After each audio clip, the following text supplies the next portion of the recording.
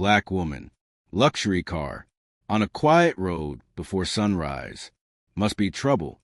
That's all it took for the sirens to scream. No crime, no reason, just bias. Stop the car. Check everything. Something's off. They wrote that before even speaking to her. But what they didn't know, the woman they were profiling, trying to intimidate, was the newly appointed chief of police for this very town. What state are you watching from? Could this happen to your sister, your mother, or your wife? If this is your first time here, drop your state in the comments. Welcome to Mr. 7 Stories. And if you believe justice needs to be seen, hit like, subscribe, and follow for more stories like this. Now, let's rewind the clock and witness what really happened that morning. Dawn was just breaking over Raventon Springs, Georgia. The sun, still lazy behind a thin veil of mist, hadn't yet cleared the horizon, but early light was already spilling through the tall pine trees lining Old Cedar Route, casting a golden sheen across the highway. In just a few minutes, that quiet stretch of road would become the spark for sweeping reform in the town's law enforcement. A sleek black Chevrolet Traverse moved silently across the damp asphalt. Inside, Danielle R. Monroe, 42, gripped the steering wheel, trying to steady her breath. This wasn't just any morning. Today, she officially became the new police chief of Raventon Springs, a town long stained by racial bias and a fiercely conservative police force. She had come a long way from Chicago, and not just in miles. Her journey had been forged through years of resistance and resilience, from being dismissed early in her career as a black woman in uniform to becoming one of the Midwest's top case solvers. Now, she was being placed at the helm of a town that neither asked for a new chief nor wanted that chief to be a black woman. Danielle still remembered what an old friend had warned her. They're not looking for someone to change how things are done there, especially not someone like you. She knew, and that's exactly why she couldn't turn back. About 2 miles from town center, red and blue lights suddenly flared in her rear view. The wail of a siren pierced the morning fog. Danielle exhaled slowly, her hands steady at 10 and 2. No surprise. No protest. She'd been through this before. Pulled over not for what she'd done, but for who she was. The patrol cruiser from Raventon Springs Police Division rolled up close behind. 2 officers stepped out nearly in unison. One older, with eyes like steel and a heavy gait. Brent Halvorsen, 39. The other younger, buzz-cut blonde with a notepad in hand. Kyle Merritt, 34, looked like he was ready to make his mark. Danielle glanced in the rear-view mirror. Her face remained still. She didn't scramble for documents. She wanted to see exactly how they'd handle this. Before they realized who they were dealing with. A firm knock. 3 quick taps on the window. "Good morning, ma'am. License and registration, please." Danielle didn't speak. She met Halvorsen's eyes, studying every crease, every furrow. Then, without a word, she opened the glove compartment and handed over her documents. Kyle stepped closer, peered into the car, and squinted. A brand new Traverse like this? In this neighborhood? Doesn't really fit, does it? Danielle said nothing. But inside, she felt it clearly. They weren't searching for cause. They were searching for exclusion. And they didn't know that the black woman they were trying to humiliate was about to become their commanding officer. Brent Halvorsen looked over the documents with his usual blank, cold stare. Kyle Merritt stayed posted beside the vehicle, scanning the interior like he was waiting for something, anything, to confirm his suspicion. Danielle Monroe sat motionless, her eyes trained on their faces. But her mind had already moved somewhere far beyond this moment. She looked through the windshield, eyes drifting toward the distance. Red tiled rooftops, straight rows of maple trees lining the sidewalk, the white spire of Grace Hill Chapel peeking through the morning mist. It was a picture-perfect portrait of classic small-town America. From the outside, Raventon Springs could fool anyone who hadn't lived here. Beautiful, peaceful, rooted in tradition. But Danielle knew better. This place was lovely on the surface, and poison underneath. In nearly 3 decades of service, she had seen injustice in every form. But Raventon Springs had a different flavor. Here, Injustice didn't come from chaos. It wore the polished uniform of tradition, dignity, and order. She had read the reports. She'd met the victims. Black residents made up less than 10% of the population, but over 60% of the unjustified stops and searches. She had watched body cam footage of people dragged out of their cars for driving too slowly. A 14-year-old boy interrogated for hours just for playing basketball in the wrong neighborhood. And countless families who treated police presence like a threat, not protection. She once asked an elderly black woman during an undercover visit, "What do you think when you see a patrol car drive by?" The woman gave a tired smile, then said softly, "I think I'd better head inside." Danielle tightened her grip on the wheel, her chest heavy. Raventon Springs wasn't where justice was served. It was where justice was dressed up in ceremony and buried in silence. Brent handed her papers back. "Looks to be in order," he muttered. "But still unclear why you're out here this early." Kyle leaned in, tone laced with condescension. "You visiting someone? Or just passing through our town?" The question was a thinly veiled dismissal. To them, a black woman in a sleek car didn't belong here. Danielle took a deep breath. Her heart remained steady, but a new fire had lit behind her eyes. She knew this moment was coming, and she knew it was the clearest evidence of why she was here. Because Raventon Springs, when seen to the naked eye, might appear calm. But it's mornings like this, the sidelong glances, the baseless questions, the quiet message of "you don't belong," that told the real story. She pressed her lips together. The iron will of a lifelong peacekeeper held firm. But underneath, a slow ache rose, not for herself, but for the people of this town, for those with no rank, no title, no shield to protect them, yet treated like criminals for simply existing in the skin they were born with. And it was for them that Danielle, our Monroe, had come. She locked eyes with Kyle Merritt for a few long seconds. The way he stood, arms crossed, smug half-smile, convinced he was in control, was painfully familiar. She had seen that expression before, dozens of times.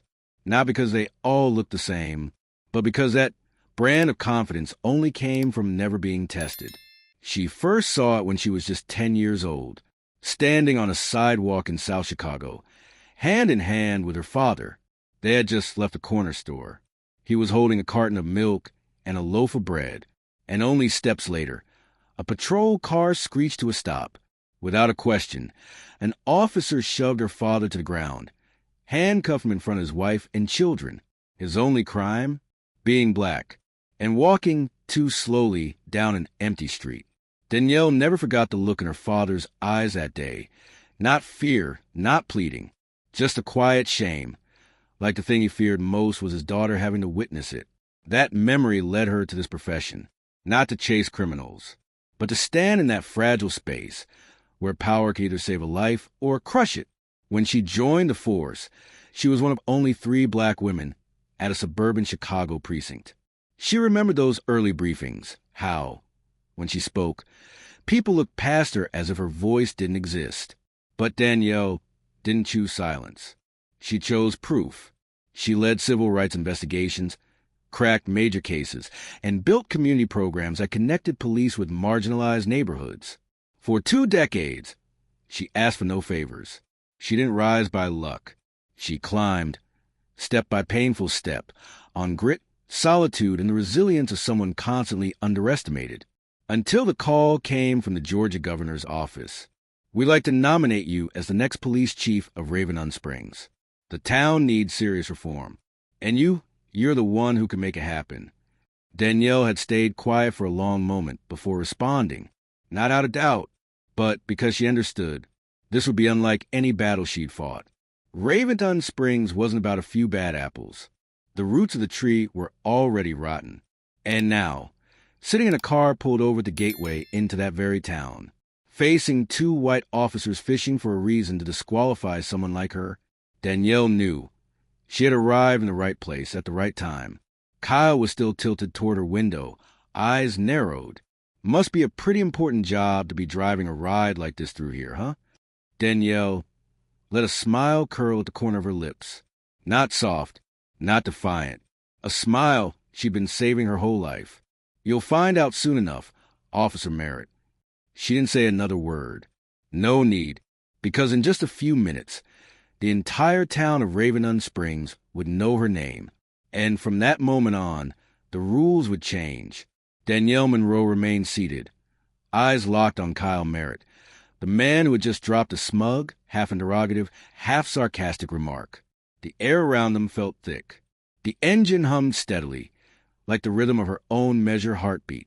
But beneath the calm surface, a quiet fire burned, not because of what they'd said to her personally, but because she was watching, in real time, the same truth she'd seen in hundreds of internal reports. This is how they treat black citizens. Every single day. Behind Kyle, Brent Halverson stood with arms crossed. Cooler, quieter, and that silence, that's what put Danielle more on guard. In this line of work, she'd learned one thing. The most dangerous man isn't the one who yells. It's the one who waits to stab you when you least expect it. So she made her decision. No reveals. Not yet. Don't break the mask too soon, she reminded herself. Let them expose themselves. Kyle leaned in again, breath tighter now, frustrated that her documents were flawless. "You say you're on duty, but you haven't explained your purpose. Ma'am, if you don't clarify, we'll have to initiate further inspection." Just then, from the opposite side of the road, an old Ford Ranger turned into the lane. Behind the wheel sat a middle-aged black man in a white shirt and a ball cap. He slowly rolled down his window and pulled out his phone, launching a live broadcast on Patriot Watch Stream, a platform widely used in minority communities to document police encounters. Danielle caught the movement in her peripheral vision. She didn't know who the man was, but in his eyes, she saw something familiar, a mixture of fear and hope, and in that moment, she knew she wasn't alone. Brent immediately noticed a man filming. "Hey, put the phone down and leave the area." The man said nothing. He simply raised the phone higher. On the live stream, bold text scrolled across the screen. #StopWhileBlack, Raventon Springs, GA. Kyle's patience snapped. "This is no longer a routine stop, ma'am. If you continue refusing to cooperate, we'll be forced to..." "To what?" Danielle cut in, her voice low, but commanding. Both officers froze at the sound. It wasn't the voice of a nervous civilian. It was the tone of someone used to giving orders and having them followed. Danielle slowly opened the car door and stepped out. Her polished black shoes caught the morning sun. A tailored gray suit framed her powerful stance. She stood tall, eye level with Brent, her gaze locking squarely between the two of them. "You've received all my documents. There's no violation. So why the extra scrutiny? Because my car's too nice? Or because I'm a black woman driving it through this town before sunrise?" Brent glanced sideways at Kyle, visibly uneasy. Neither said a word. "Or maybe," Danielle continued, "because I didn't lower my head like the others you bullied into silence." She lowered her tone. "I'll make this clear just once." From her wallet, she pulled a silver-trimmed ID badge. The embossed seal of the state of Georgia shimmered in the light. "Danielle R. Monroe, Chief of Police, Raventon Springs." Kyle stumbled back half a step. Brent stiffened, like someone had just slapped him in the face. Across the street, the man's phone kept recording. Danielle met their stunned silence with quiet force. "This how you welcome your new commanding officer?" The morning wind swept through the trees, carrying a sudden chill. The curtain had dropped, and from that moment on, Raventon Springs was no longer safe ground for abuse of power. The air along Old Cedar Route thickened, like a storm about to break. The two white officers stood frozen, eyes locked on the silver-edged badge Danielle held out. A small object, but blows straight to the foundation of the system they'd long used to keep control. Brent Halverson blinked hard, trying to mask his shock. Kyle Merritt went pale, as if all the blood had drained from his face. His notebook slipped from his fingers with a flat slap against the asphalt, pages flapping wildly in the early breeze. "Sage, Chief of Police?" Kyle stammered. "Of Raventon Springs?" Brent asked again. But he already knew the answer. Danielle didn't respond. She simply closed her leather wallet, buttoned her blazer, and turned her firm gaze toward them. There was nothing left to explain. Her silence now spoke louder than anything else. Across the street, the man live streaming on Patriot Watch Stream slowly lowered his phone, eyes filled with admiration. Within minutes, the entire state's social media would be buzzing with a newly uploaded clip titled, "Raventon officers pull over wrong car and humiliate their new chief." Danielle stepped forward. "One thing's clear. This wasn't just a misunderstanding," she said. Her voice wasn't raised, but every syllable sliced like a blade. "This is a symptom, a warning sign, of the sickness that infected this entire department." Brent gave a faint nod, eyes still avoiding hers. Kyle stared at the ground, face flushed red, unsure whether to shove his hands in his pockets or let them hang. Danielle crossed her arms. "Starting today, I'll be reviewing every action the two of you take, every patrol, every traffic stop, every word you speak while in uniform, and I won't be the only one watching." Kyle opened his mouth as if to argue, but all that came out was a single ma'am, then silence. Danielle didn't want their apologies. She didn't need excuses, because this moment wasn't about her. This morning I could have stayed quiet, but what if I hadn't been chief of police? What if I were just a black mother, driving her child to school early? Brent nodded again, but Danielle didn't release her stare. "The question isn't whether you stopped the wrong person. The question is, why did you feel the need to stop me at all? Simply because I was here at this hour in a nice car?" Neither of them answered. "If you want to keep your positions in this department," she continued, "you'll start over. You'll relearn everything. How to treat people, how to evaluate a situation, and especially how to see a human being." She stepped back, eyes never leaving theirs. "Because as of this morning, the days of judging people through your own bias are over." A gust of wind swept across the pavement, lifting the last page from Kyle's notebook. On it, scrawled in uneven handwriting, "Female black, expensive car, suspicious behavior, checked thoroughly." Danielle didn't glance at it again. She turned, opened her car door, and got behind the wheel. The battle had just begun, and now it had a face, a name, a voice. 8:57 a.m. Inside the second-floor briefing room of the Raventon Springs Police Division, the air felt thick, like the charged sky before a summer storm. Over 30 officers had gathered, seated along long rows of tables, arms folded, eyes darting, tension and curiosity hanging in the space between them. Some still didn't believe it. The whispers echoed under breath. "She's really the new chief? That live stream this morning, was that real? I heard she took down an entire precinct in Illinois." Then the door swung open. Danielle R. Monroe stepped in. White shirt, charcoal tie, badge pinned firmly on her left chest. She didn't need an introduction. She didn't need a command. The room went dead silent. She walked straight to the center podium, her eyes scanning the room, every officer, every uniform, every wary glance.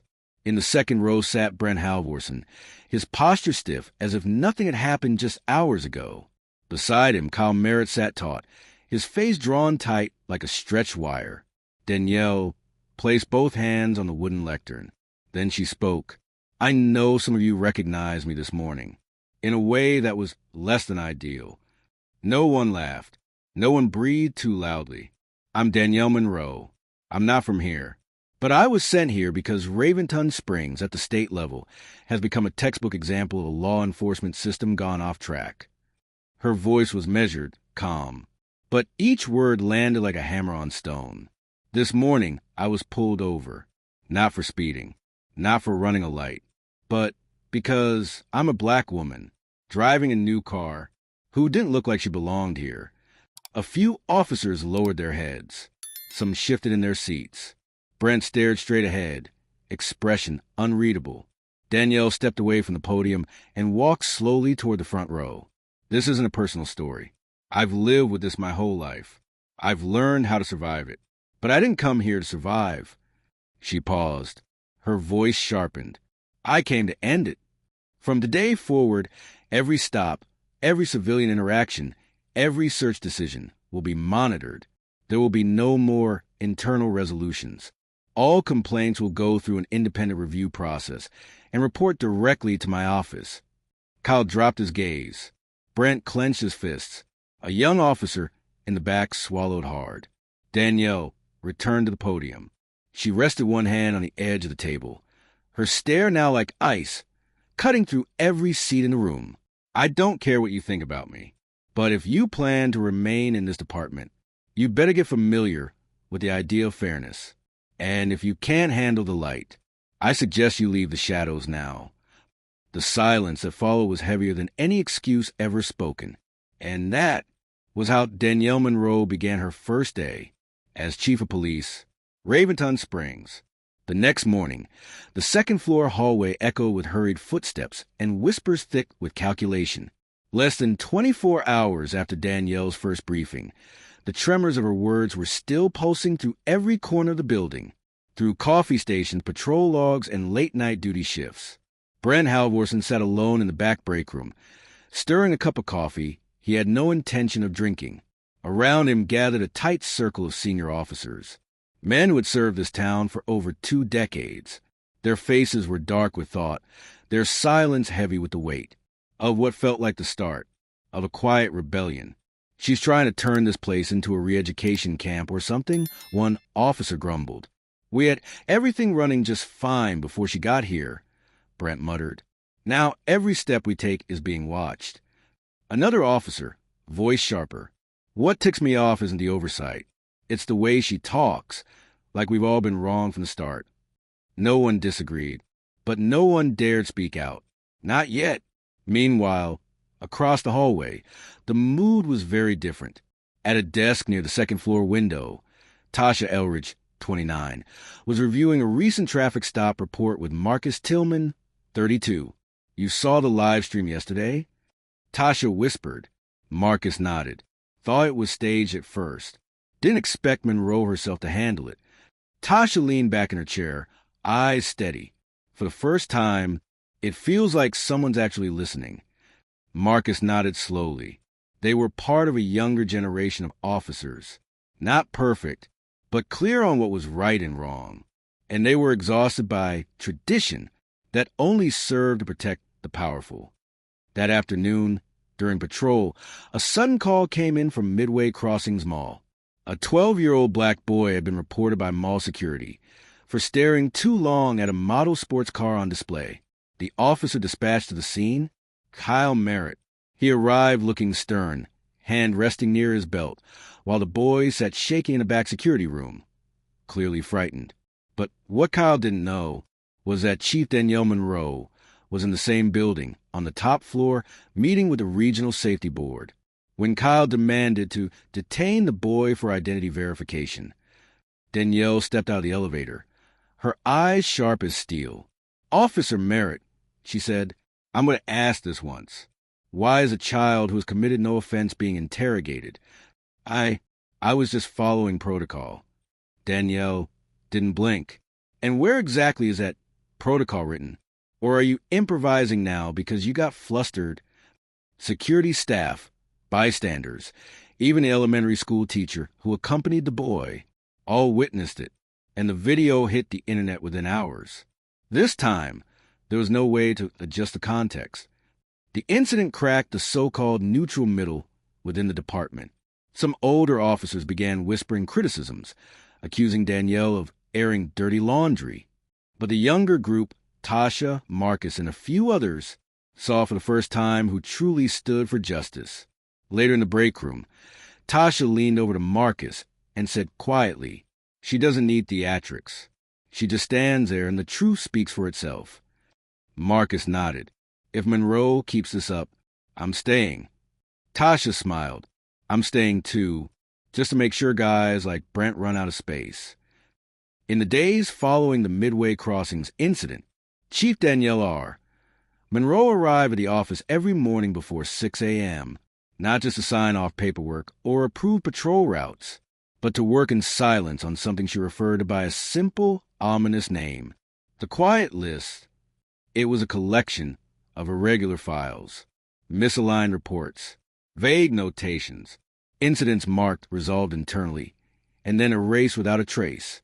In under 2 weeks, Danielle had flagged at least 18 suspicious cases, most of them tied to a tight circle of senior officers, men once loyal to Captain Wesley Drummond, her predecessor, the soul of the old department, and now her most dangerous silent adversary.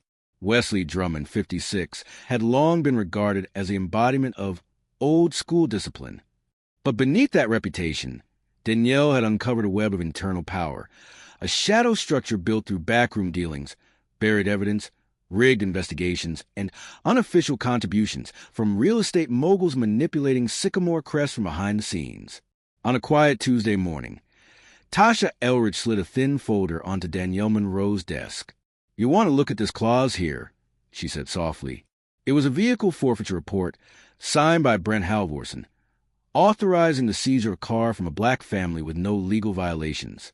The vehicle had later been sold off, under market value, to Drummond's brother-in-law. Danielle closed her eyes for a moment. This wasn't about bad apples anymore. It was the orchard. It was systemic. The next morning, Danielle summoned all mid-level commanders for a private meeting in the coordination room. Wesley Drummond arrived among them, calm, collected, wearing the same smug half-smile he had worn for years. Danielle opened the session with a single line. "This morning, I received something interesting from the Civilian Oversight Office." Drummond tilted his head with amusement. "Still chasing those petty audits," he muttered. Danielle walked to the monitor wall, remote in hand. Every eye in the room followed her, even Drummond's, though his arms stayed crossed. "I'm not here to jump to conclusions," she said, voice crisp. "I prefer to let the data speak for itself." She pressed play. The screen lit up with surveillance footage from just 3 nights earlier, 3:12 a.m., audio clear as day. Drummond on the phone with Brent Halvorson. "Keep that file buried. If she digs it up, we're all screwed." Silence hit the room like a wave. Tosh and Marcus stood against the wall, still, eyes locked forward. Danielle walked to Drummond's table, dropped an envelope. Inside, bank statements under his wife's name, showing deposits from a company owned by Brent Halvorson's brother. "I didn't come here to fire people," Danielle said. "I came to sever the roots of rot. And you, Captain Drummond, you're the thickest root in this house." Drummond shot to his feet, face flushed white. "You don't have the authority." "I have full authority," Danielle cut in, "and your suspension paperwork was signed this morning, effective immediately." A heavy silence swept the room. Brent Halvorson slipped out, head down, like a man whose mask had just been torn away in public. Later that day, Brent sat alone in the break room, coffee cold in his grip.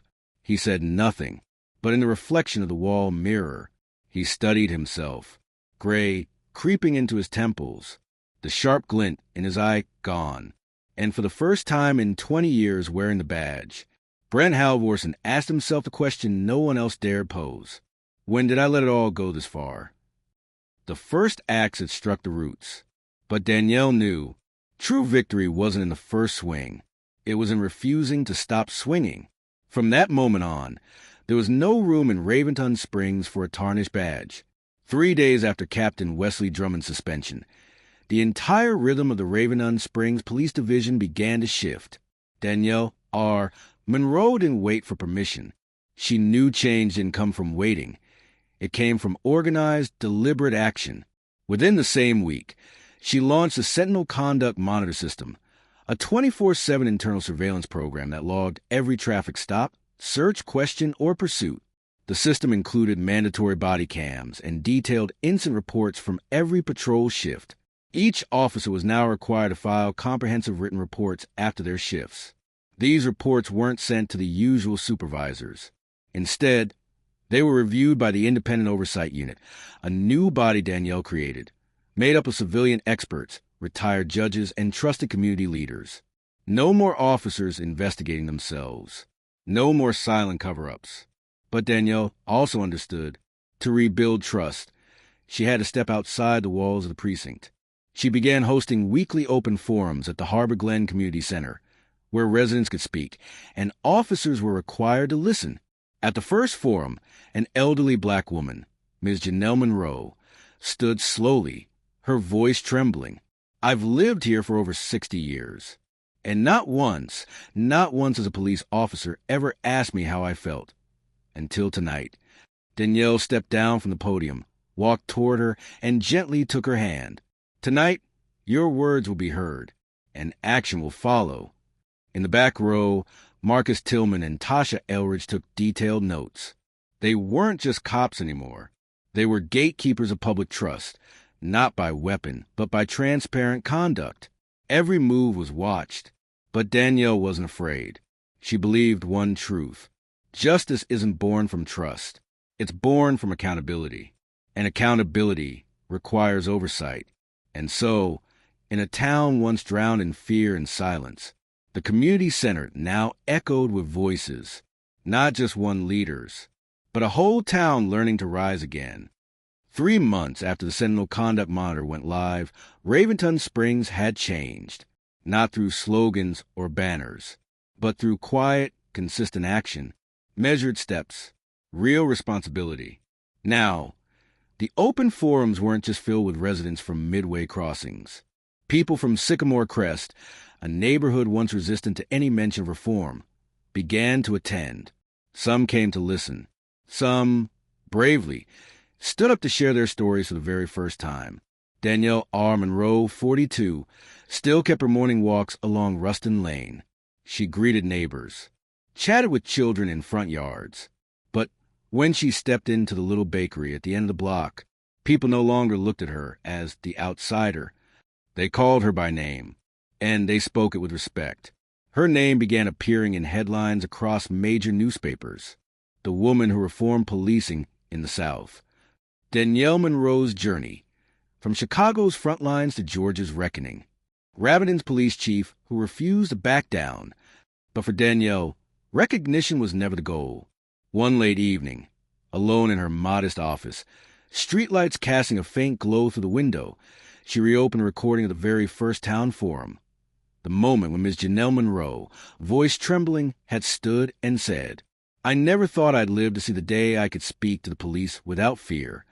That single sentence, plain yet profound, had become Danielle's compass. She knew the fight wasn't over. There were still skeptical eyes, still silent resistance hiding in familiar shadows. But now she wasn't alone. Marcus Tillman, Tasha Elridge, even officers who had once kept their heads down were beginning to speak up. A new generation was slowly emerging, one that didn't just with a badge, but understood the moral weight behind it. Danielle looked up at the town map pinned on her wall. Every block, every intersection, places she had walked not just to enforce, but to listen. She whispered, no one is born trusted. Trust is built from consistent action, and I'll keep showing up, day after day. Outside, the wind stirred along Old Cedar Route, the same road where she had once been stopped, questioned, and humiliated on a quiet morning. But now, there were no hostile sirens echoing through the air, only the whir of kids' bicycles, the proper chime of traffic signals, and the warm gazes of neighbors who waved as she passed. Those sounds, so ordinary they were beautiful, were the clearer signs that trust was beginning to take root. And from this day forward, Raventon Springs would no longer be a town afraid of change, but a place that had turned the page. A new chapter had begun, a chapter of justice, led by the very woman who was once pulled over on that very road.